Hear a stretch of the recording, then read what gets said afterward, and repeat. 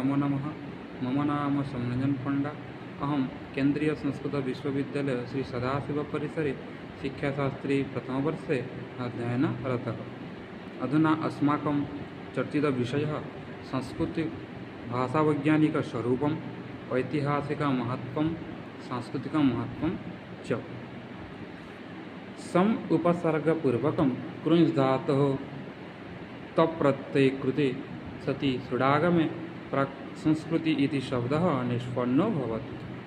सम्यक् कृतं संस्कृतम् अर्थात् प्रकृति प्रत्यय पुरःसरं किमिति हेतोः अस्याः भाषायाः कृते नामेतत् सामर्थ्यम् अभवत्। संस्कृतानां भाष्य संस्कृतं भाषा मानव सभ्यतायाः प्रमुखेषु आविष्कारेषु भाषायाः आविर्भावः प्रमुखम् अस्ति। संस्कृत वाङ्मये संस्कृतभाषायाः ज्ञानविस्तारं महान् अस्ति।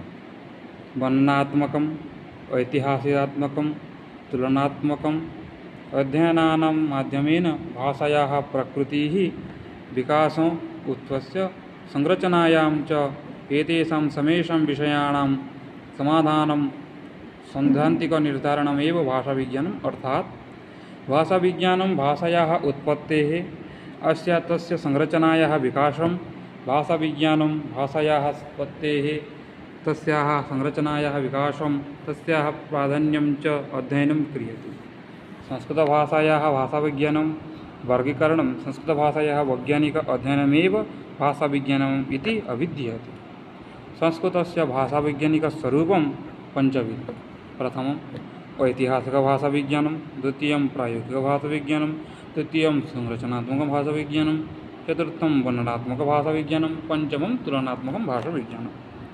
सर्वप्रथमं वयम् ऐतिहासिकं भाषाविज्ञानम् उपरि चर्चयामः। ऐतिहासिकभाषाविज्ञानम् अस्मिन्नेव भाषाविज्ञाने भाषायाः विकासस्य अध्ययनं क्रियते। ऐतिहासिकभाषाविज्ञानम् इति इदमपि प्रतिपादयन्ति यत् संस्कृत, पाली, प्राकृतानां भाषाणाम् एकमेव मूल्यम् अस्ति। तदनन्तरं भवति प्रायोगिकभाषाविज्ञानम्।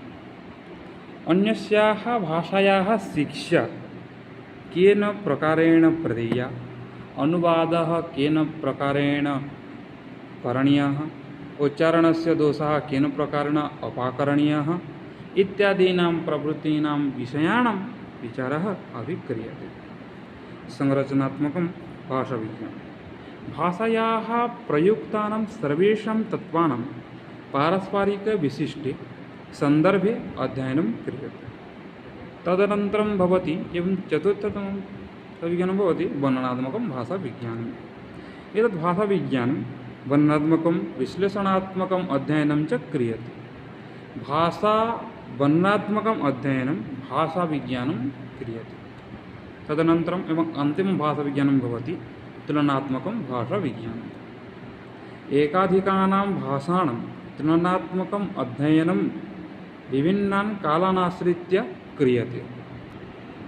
एते भवन्ति संस्कृतभाषायाः वैज्ञानिकस्वरूपम्। तदनन्तरम् अस्माकं विषयः भवति संस्कृतभाषायाः ऐतिहासिकमहत्त्वं।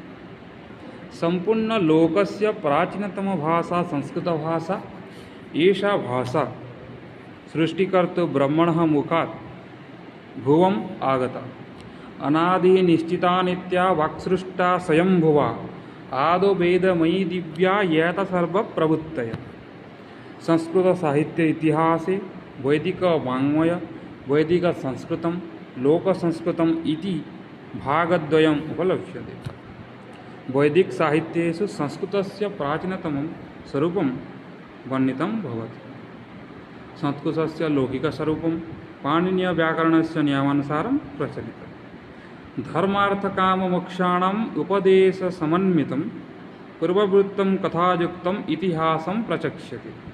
पुनः देवासुराणाम् आख्यानम्, अवताराणां कथा इत्यादीनां विषयवर्णनम् अस्ति इति ऐतिहासिकमहत्त्वं।